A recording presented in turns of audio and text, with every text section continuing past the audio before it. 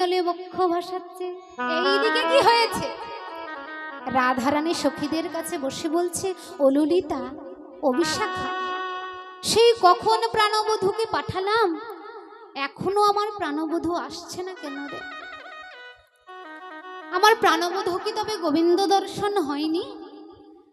তুলসীর কি তবে আমার প্রাণবধূর দর্শন হয়নি? তাকে সেই কখন পাঠিয়েছি, কেন এখনো আসছে না?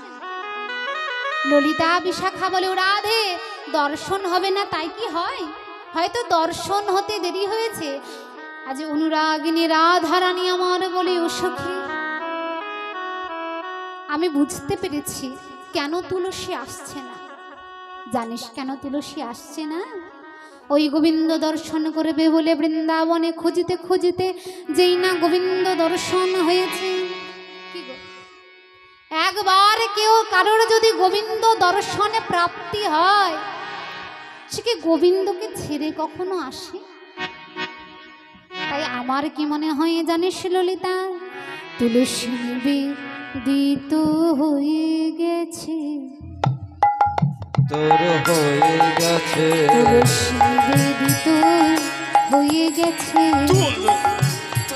হয়ে গেছে শ্রী গোবিন্দের ওই রাঙা পায়ে বিদিত হয়ে হরি গেছে। গোবিন্দের ওই রাঙা পায়ে নিবেদিত হয়ে গেছে। ওগো গোবিন্দের ওই রাঙা পায়ে বধূ তোমার হলাম বলে। হরি গোবিন্দের ওই জয় রাঙা গৌর হরি পায়ে, বল, হরি বল, হরি বল রাধে।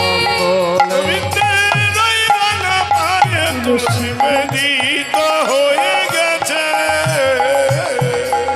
ও ললিতা, আমার মনে হয় তুলসী বুঝি গোবিন্দের চরণে নিবেদিত হয়ে গেছে।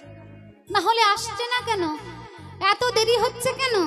এই এমন কথা বলতে বলতে তুলসী চলে এসেছে, কিন্তু এসে মনে মনে করছে আমার তো এত দেরি হলো আসতে।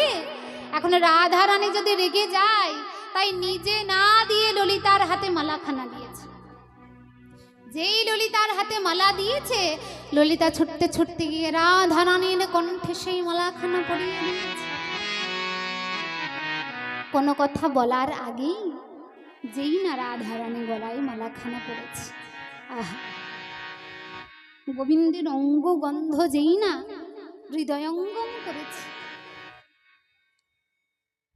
ললিতাকে বলি, ও ললিতা, তুলসী কই রে? তুলসী এক পা করতে করতে যেই না রাধারানীর সামনে এসেছে, ও তুলসী, বল না রে তুলসী,